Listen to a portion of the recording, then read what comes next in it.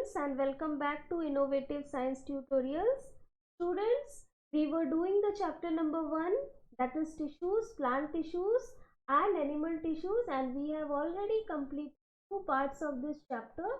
In the previous class, we have seen that how the function of an organism affects the type of tissue that is present in it.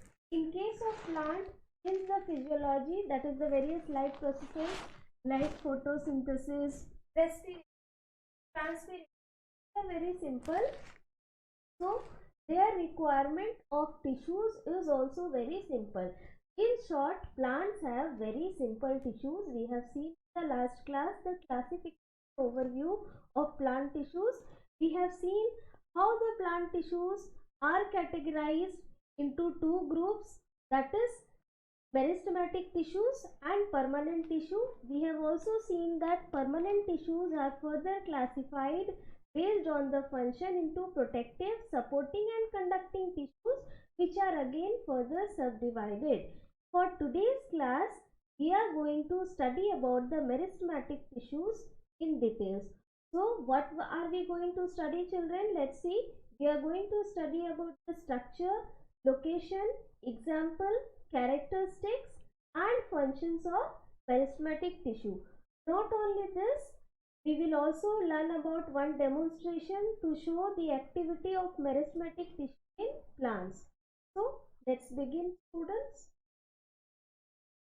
Students, meristematic tissue is derived from the Greek word meristos. Okay, the word meristematic is derived from the Greek word meristos.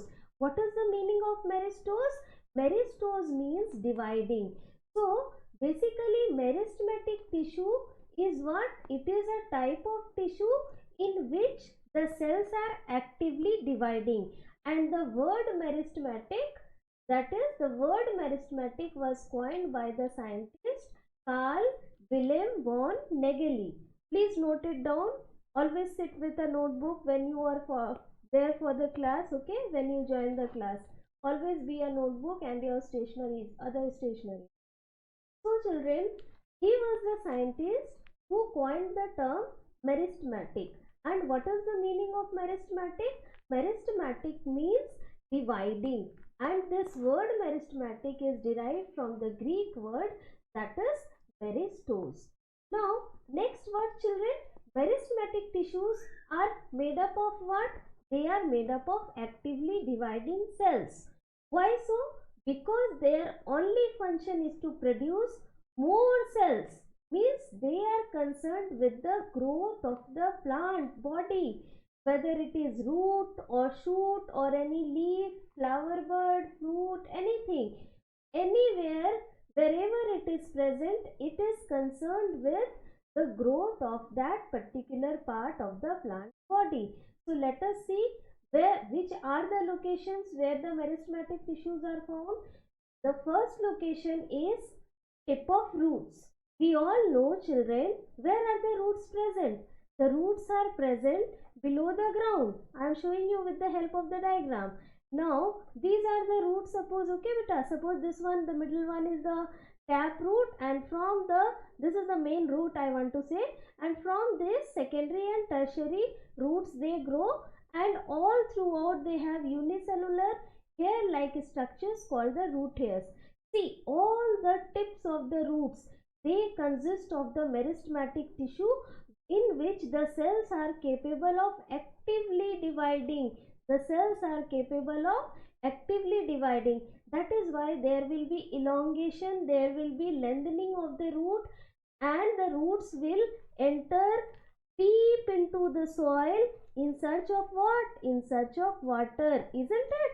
So this is all because of the meristematic tissue. So first location we got, that is the tip of the roots. Next is what, children? In the stem. Suppose this is a stem. Now there initially this stem was not so long. When the plant was a young plant, okay, that time the stem was shorter, but with the passage of time and the division in the meristematic tissue, the height of the plant increased with the increase in the height of the stem. So here also, which tissue is responsible for increase in height? Meristematic tissue. In case of root, the length, there is increase in length due to meristematic tissue. In case of a stem, the increase in height is also due to meristematic tissue. Next is beta branches. We all know that the stem bears branches, isn't it? It bears branches, so many branches. I am drawing only one or two for you to show you. Okay. Now branches also elongate. They also increase in their length. And who is responsible for this? Meristematic tissue. How does it do it?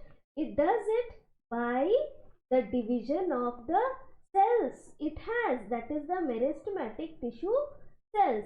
Next children, next if you see this part of the stem, inner part, okay, this is, suppose you cut the cross section of this stem like this, then you will get a structure like this, somewhat like this. Okay, now this is the outer region which is the bark, सबसे बाहर वाला, और इसके अंदर होता है wood region. We call it the wood region.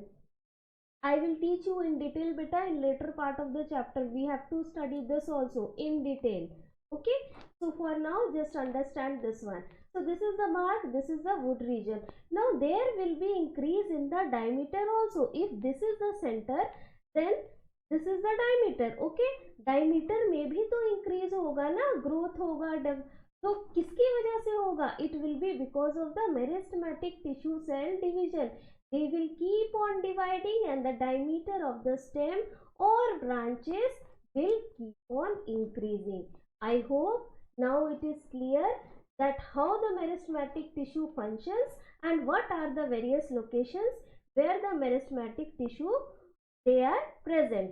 So once more, meristematic tissues are present in tip of roots, stem, branches, where growth in length occurs. See, I have not shown you tip of stem, sorry. Tip of stem means beta this, the highest point of the stem. This keeps on growing throughout life. Do you know? In animals, the growth stops after attaining a certain age. Okay, but in plants, the growth is continuous. If you remember children, I taught you this in the very first class. Isn't it? Tell me yes in the comment box if you remember. I have taught you. Okay, so this is the tip region. Here also the meristematic tissue is present. Now in class 9, now so you are only in standard 7, but still I am telling beta, in class 9 you will have to study the 3 types of meristematic tissue depending upon the location. That is intercalary, ठीक है, जो बीच में होगा, फिर lateral जो sides में होगा, और apical, apical जो ऊपर में होगा. I will show you. I have taken the diagram for you. So now next is what children? Next is characteristics of meristematic tissue. If you look at the diagram, in order to understand this children, first of all you will look at the diagram, this one, the lower one. This is highly magnified diagram of meristematic tissue cells. Okay, these are the meristematic tissue cells. You can see, wait, I am highlighting one of them. See, each one is having a prominent nucleus, distinct, बिल्कुल clear दिख रहा है, dense nucleus है हर एक cell के पास. You can see very clear. I am doing with just 2 cells to show you clearly. ठीक है?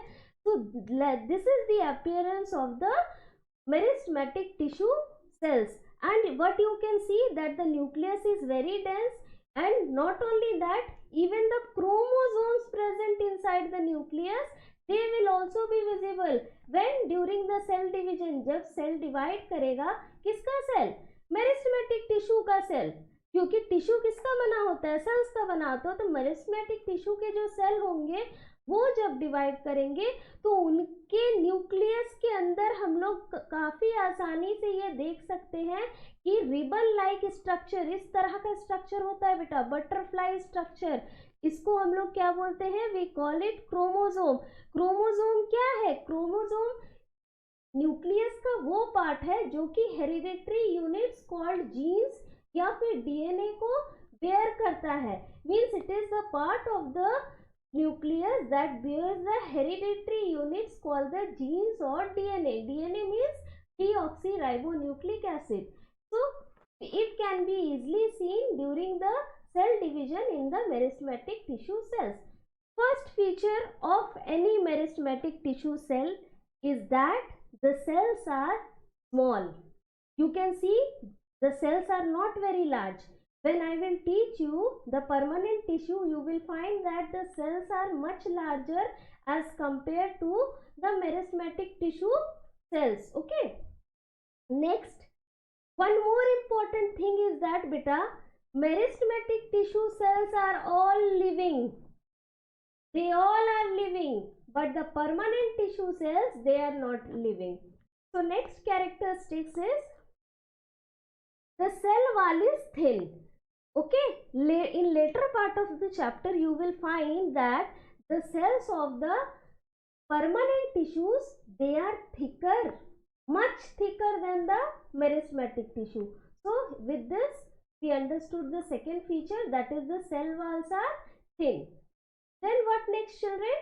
I already told that the nuclei is plural for nucleus. Okay, there are so many, that is why we are using the term nuclei. The nuclei are large and attractive. Conspicuous means attractive or easily detectable. We can observe it clearly. Okay, so the nuclei, they are large and they are conspicuous. Next is what beta? The cells of the meristematic tissue are almost without vacuoles. Vacuoles are not there. Wait, I am drawing and showing you.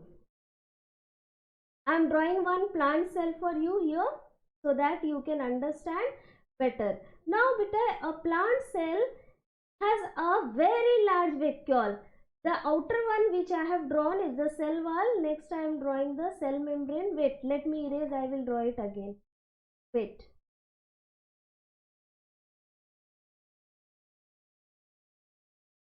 Here I will draw. So the outermost covering is the cell wall. Next to cell wall is the cell membrane. Okay. But in animal cell, the outermost membrane is the cell membrane. So here we have the cell wall जो सबसे बाहर में है. फिर हम लोगों का क्या है? Next is the cell membrane. I want to show you the vacuole actually. In case of normal cell, in a plant, the vacuole is usually very large and permanent and occupies most of the space in the cytoplasm, and the nucleus is towards the periphery. लेकिन meristematic tissue cells में ऐसा नहीं होता है, just इसके opposite होता है. Vacuole present ही नहीं रहता है, एब्सेंट होता है. क्यों? क्योंकि ये जो सेल्स हैं इनका बेसिकली काम है डिवाइड करके प्लांट के बॉडी के डिफरेंट पार्ट्स में ग्रोथ लाना, ना कि ट्रांसपोर्टेशन में मदद करना. Okay, they are not the conducting tissues, they are all the tissues which are concerned only with growth. I hope this is clear again children. Any doubt, let me know.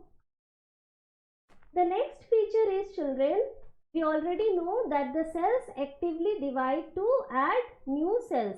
So understand here beta, suppose this is one meristematic tissue, not this one, I am drawing here the actual shape of the meristematic tissue. This is wrong, don't follow this. So like this, okay, they are hexagonal or polygonal, like that only. So one cell I have drawn, this will split, okay, and suppose it will split and produce two new cells but distinct nucleus, one nucleus in each. Now these will also further divide and they will also produce more cell. The chain continues, it doesn't stop, okay, until and unless the older cells, they become very old and they lose the capacity to divide and turn themselves, transform themselves into permanent tissue. Now let us move on to the next topic children, that is to study the activity of meristematic tissue in plant. Students, in order to carry out this experiment, we need some gram seed or some moong seeds, whatever is available. What we have to do, first of all, we have to soak the seeds in water overnight. एक रात के लिए we have to soak the seeds in water. Next, what we will do, next day we will keep them on soaked cotton, भींगा हुआ cotton में, cotton you know ना, रुई. So we have to place them on soaked cotton, wet cotton in a petri dish. I have drawn the petri dish already for you.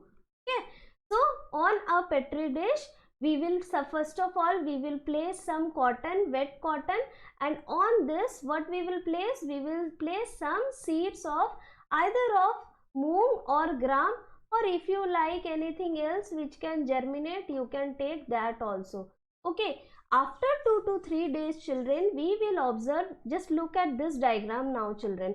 After 2 to 3 days, we will observe that the sprouts comes out, isn't it? It actually, the process is called sprouting or germination. So this is the radical portion beta which came out of the seed, because we know that during the process of seed germination, the radical grows first. There are 2 points, one is radical, another is plumule. Radical gives rise to the root system and plumule gives rise to the shoot system. So what happens, as the seed starts germinating, germinating itself means sprouting, radical का बाहर निकलना, ठीक है, grow करना, this starts growing. Okay, this will in future form the root system. Okay, for this plant, here I have shown you the diagram of a pea seed. Okay, which seed I have shown you? I have shown you pea seed here.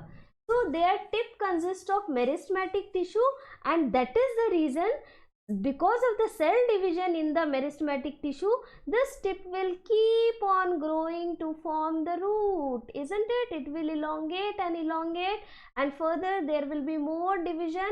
Lateral growths will be there. Okay, lateral मतलब side से root निकलेगा. कौन कौन सा root निकलेगा? Secondary, जो पहले निकलता है वो हो गया सेकेंडरी, और सेकेंडरी से फिर जो निकलेंगे we call them tertiary roots, and this will be entirely covered by thin unicellular hair like structures called the root hairs. Okay, I hope everything is clear, children. Again I will say, if you feel that there is any doubt at any point of this chapter till where we have completed, please let me know.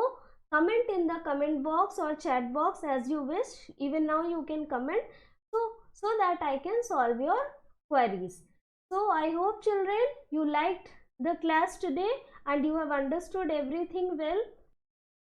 See you all in the next class with the next topic, and that will be the last part of this chapter, children, that is permanent tissues. Thank you all of you.